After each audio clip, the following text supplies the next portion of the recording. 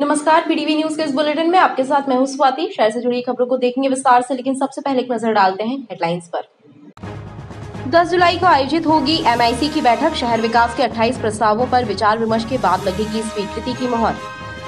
और 11 केवी की विद्युत लाइन टूटी, ट्रक चालक की लापरवाही से हुआ हादसा, उखरी क्षेत्र की घटना। नगर निगम में मेयर इन काउंसिल की बैठक 10 जुलाई सोमवार को आयोजित होगी, जिसमें शहर विकास के करीब 28 प्रस्तावों पर विचार विमर्श के बाद स्वीकृति की मुहर लगाई जाएगी। मेयर इन काउंसिल की एक बैठक 10 जुलाई 2023 सोमवार को नगर निगम में आयोजित होने वाली है। बैठक के एजेंडे में 28 प्रस्ताव शामिल हैं। इनमें लीज नवीनीकरण प्रस्ताव, नगर निगम के स्कूलों में अतिथि शिक्षकों की नियुक्ति, स्वच्छता मजदूरों के ठेके को एक्सटेंशन देने एवं चौराहों के नामकरण सहित कई महत्वपूर्ण प्रस्ताव शामिल हैं। एमआईसी की बैठक में गरीबों के आवास एवं लिमा गार्डन के मकानों के आवंटन का प्रस्ताव भी प्रमुखता के साथ शामिल किया गया है। इन पर भी विचार विमर्श के बाद स्वीकृति प्रदान की जाना संभव है।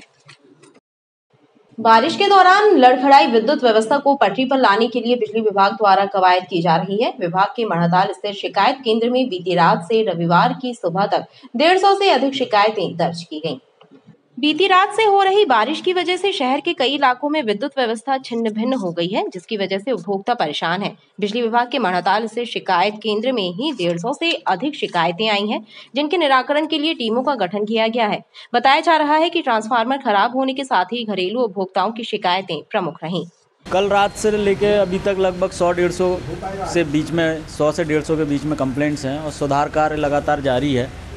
अभी जैसे ट्रांसफार्मर अभी 2 दिन से एक फेज़ नहीं निकाल रहा था NM1 में रियाज होटल के सामने, तो अभी वहाँ पर टीम उपलब्ध है। ट्रांसफार्मर बदलने का कार्य किया जा रहा है। इस प्रकार से टीम लगातार बारिश के मौसम में भी भीगते हुए हमारे कर्मचारी लगातार सेवा में उपलब्ध हैं, कार्य कर रहे हैं। लगातार सुधार कार्य किया जा रहा है। कॉलोनी में देखा जाता है काफ़ी समय से लाइटें गोल हैं या फिर एक जा रहा है। फेज़ जाने की भी प्रॉब्लम काफ़ी आई है और जैसे ही हमारे पास इन्फॉर्मेशन आती है तुरंत स्टाफ को भेजा जाता है। लगभग कितनी टीमें काम कर रही हैं इसमें? अभी आज 3 टीमें काम कर रही हैं हमारे यहाँ। चूँकि डेली 4 टीमें बनती हैं, लेकिन आज ट्रांसफार्मर शिफ्ट किया जाना है, रिप्लेस किया जाना है NM1 पे, इसलिए आज 2 टीमों को कंबाइन करके एक ही टीम बनाई गई है, जो कि ट्रांसफार्मर को बदलने का कार्य करेगी। अधिकारियों के अनुसार 100 से अधिक शिकायतों का निराकरण हो गया है। एक लैप्रोस्कोपी वर्कशॉप का आयोजन जबलपुर हॉस्पिटल में किया गया, जिसमें विश्व विख्यात लैप्रोस्कोपिक सर्जन राजेश मोदी और स्नेहजनी पांडे ने चिकित्सकों को जटिल सर्जरी की नई विधियों से अवगत कराया। जबलपुर हॉस्पिटल में लैप्रोस्कोपिक वर्कशॉप का आयोजन किया गया, जिसमें सर्जरी का लाइव प्रसारण कर की होल सर्जरी टेक्निक की जानकारियां दी गयी। साथ ही महिलाओं में होने वाले फाइब्राइड, ओवरी की सिस्ट एवं यूट्रस के ऑपरेशंस की नवीन तकनीकों पर चर्चा की गई। विश्व विख्यात laparoscopy surgeon doctor Rajesh Modi एवं डॉक्टर स्नेहजनी पांडे ने अपने अनुभव साझा किए। इस दौरान जरूरतमंदों के 6 ऑपरेशन किए गए।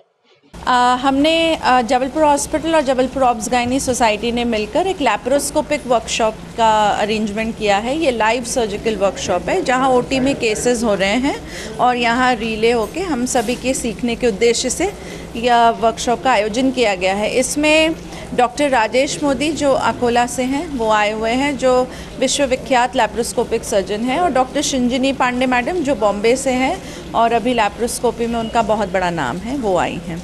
6 केसेस रखे गए हैं। उसमें से जो फाइब्रॉइड्स या फाइब्रॉइड्स कहते हैं, जिसको निकालना पड़ता है, जिसको हम सर्जरी को मायोमेक्टमी कहते हैं, वो किया गया है। और यूट्रस निकालने का ऑपरेशन जो कि हिस्टेक्टमी बोलते हैं वो है। और ओवरी में होने वाले सिस्ट, ओवेरियन सिस्ट का भी सर्जिकल रिले किया जा रहा है। ये लैप्रोस्कोपी आने वाले समय का डिमांड रहेगा। हर कोई चाहता है, इसे की होल सर्जरी कहते हैं, पूरा पेट खोलना नहीं पड़ता और मिनिमल इंसिजन से ये सर्जरी परफॉर्म की जाती है। वर्कशॉप में चिकित्सकों ने बताया कि महिला मरीजों के इलाज में यह कार्यशाला मील का पत्थर साबित होगी। सुपदा क्षेत्र में रामायण मंदिर के पीछे बनी बस्ती से लेकर नड़िया मोहल्ले तक पिछले 2 हफ्तों से बंद पड़ी स्ट्रीट लाइट्स की वजह से क्षेत्रीय जनता को परेशानी का सामना करना पड़ रहा है। लोगों का कहना है कि प्रकाश विभाग में शिकायत करने के बाद भी सुधार कार्य नहीं हुआ। रामायण मंदिर के पीछे बनी बस्ती में 2 सप्ताह से बंद पड़ी स्ट्रीट लाइट्स की वजह से बस्ती वासियों में आक्रोश व्याप्त है। उनका कहना है कि शाम ढलते ही क्षेत्र में अंधेरा छा जाता है और लोगों को घरों से निकलने में परेशानी होती है, क्योंकि बारिश के मौसम में जहरीले जीव जंतुओं के निकलने का खतरा भी बना रहता है एवं वाहन चालकों को भी दिक्कतें होती हैं। ये सूपाताल रामायण मंदिर के पीछे ये स्ट्रीट लाइट है, कम से कम 1-1.5 महीना हो गया ये बिल्कुल बंद हो गया। यहाँ अंधेरा खुक्का रहता है बिल्कुल। अब यहाँ कोई समझ में नहीं आता कौन आ रहा कौन जा रहा, कौन सी गाड़ी आ रही, भिड़ भी जाते हैं लोग बाग। ये कहाँ से कहाँ तक निकलती है? ये अपने मंदिर के पास से ये अपने मुजावर मोहल्ला की रोड जो वहाँ तक की पूरी स्ट्रीट लाइट बंद रहती। इस बरसात में जीव जंतु कीड़े मकोड़े निकल के सड़कों पर, गलियों में, पगडंडियों में, घरों में प्रवेश कर रहे हैं। ऐसे दिनों में ये रोडों की लाइटों का बंद होना बड़ा दुर्भाग्यपूर्ण है। ये प्राइवेटीकरण जो हुआ है, कभी अपन जनहित का ध्यान रखते हुए फ़ोन अपनी तरफ से लगाओ तो वहाँ कोई सुनने वाला होता नहीं है। हमेशा बिजी है का घंटी का आवाज़ मिलता रहता है।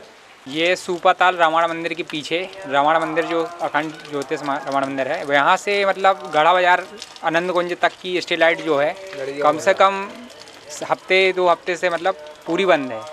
रात में एक भी स्ट्रीट लाइट जो नहीं जलती है तो यहाँ पे पूरा अंधेरा रहता है और अंधेरे के कारण बहुत दुर्घटना भी होती है यहाँ पे क्षेत्र में। क्षेत्रवासियों ने बताया कि नगर निगम के प्रकाश विभाग में भी शिकायत की गई, लेकिन कोई कार्यवाही नहीं हुई।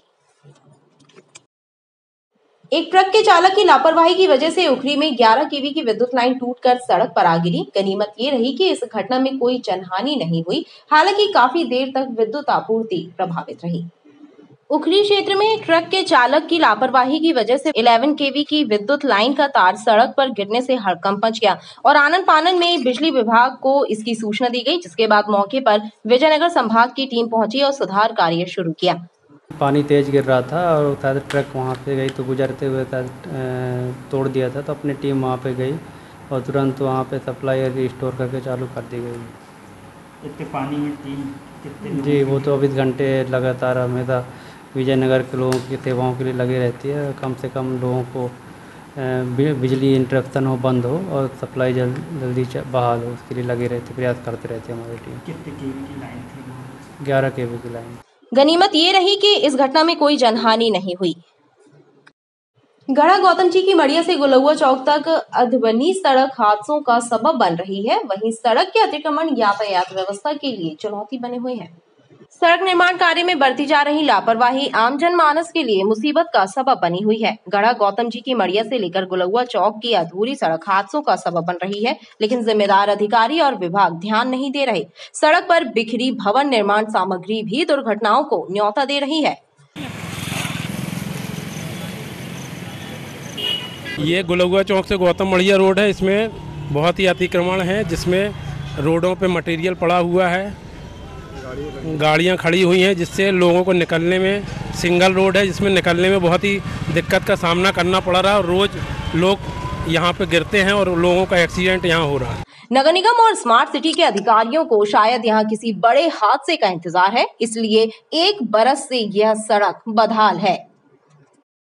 सिविक सेंटर में मंदिर और स्कूल के बाजू में बना दिया गया कचरा घर लोगों के लिए मुसीबत का सबब बना हुआ है। कचरे के ढेर से उठती दुर्गंध संक्रामक बीमारियों की वजह बन रही है, लेकिन जिम्मेदार कर्मचारी अधिकारी जवाब देने से बच रहे हैं। पूरे शहर से उठने वाला कचरा कठौंदा भेजा जाना चाहिए, लेकिन नगर निगम के अधिकारियों ने सिविक सेंटर में एक कचरा डंप कराना शुरू कर दिया है। मुश्किल से खाली कराया गया कारगिल मैदान अब कचरा घर में तब्दील कर दिया गया। यहाँ कचरे का 15-20 फीट ऊंचा पहाड़ बन गया है। कचरे के पहाड़ से फैलती सड़ांध और बदबू लोगों को बीमार कर रही है। पास में 2-3 प्रसिद्ध मंदिर, स्कूल है और मार्केट है, जिनमें लोगों का सांस लेना मुश्किल हो रहा है, लेकिन जिम्मेदार लोगों को इसकी जरा भी चिंता नहीं है। ये पूरा मंदिर मतलब आना जाना लोगों के लिए दूभर हो गया है। क्या परेशानी जा रही है? बदबू आ रही है। अब मंदिर दर्शन करने आओ तो बदबू फेस करो, और क्या करोगे? इतनी जगह कहीं दूसरी जगह होना चाहिए। प्रशासन से निवेदन है कि इधर से हटाए इसको, यहाँ से कहीं और लेके जाए तो वो ज़्यादा अच्छा रहेगा। लोगों को कम से कम बजरंगबली के दर्शन के लिए तो अच्छा तो रहेगा। क्या हुआ? ओ भाई साहब, क्या हुआ? क्या हुआ? वही पूछना आपसे। स्वच्छता विभाग के कर्मचारी और ठेके के मजदूर यह भी बताने तैयार नहीं है कि किसके आदेश पर यहां कचरा डंप किया जा रहा है। गढ़ा बाजार से त्रिपुरी चौक तक सड़क की खुदाई का कार्य किया गया और खुदाई के दौरान निकले पत्थर एवं मलबा सड़क के बीच में ही डाल दिया है, जिससे न केवल यातायात बाधित हो रहा है बल्कि वाहन चालक भी दुर्घटना का शिकार हो रहे हैं।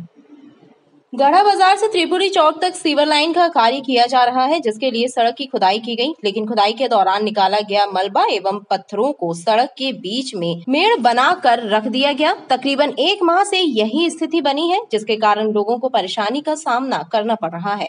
ये गढ़ा बावली का एरिया है, राधा कृष्ण मंदिर के पास। ये सड़क खोद दी है इन लोगों ने। यहाँ दुर्घटना हो रही है और रात में दिखते नहीं है, आए दिन एक्सीडेंट होते, लोग घायल होते हैं। ये सीवर लाइन के लिए बोला है, मगर जब से खोदा जब से कोई आके देखा भी नहीं यहाँ पे। मतलब ये कितने महीने हो गए इसको 1 महीने करीब हो गया। ये गढ़ा क्षेत्र है, गढ़ा बावली, ये 1 महीने से ज़्यादा हो गए इसको खोद के रखे हुए। इसके कारण यहाँ से आने जाने वालों को बहुत परेशानी जा रही है। रात में इतने बड़े बड़े गड्ढे हो गए हैं कि एक्सीडेंट हो रहे हैं। रात में कुछ समझ ही में नहीं आता है, 2 गाड़ियां नहीं निकल पा रही। वहीं क्षेत्रीय जनता का कहना है कि इसके कारण पानी की निकासी भी नहीं हो पा रही है, लिहाजा घरों में भी पानी भर रहा है। खबरें लगातार जारी है, आप देखते रहिए PTV न्यूज़।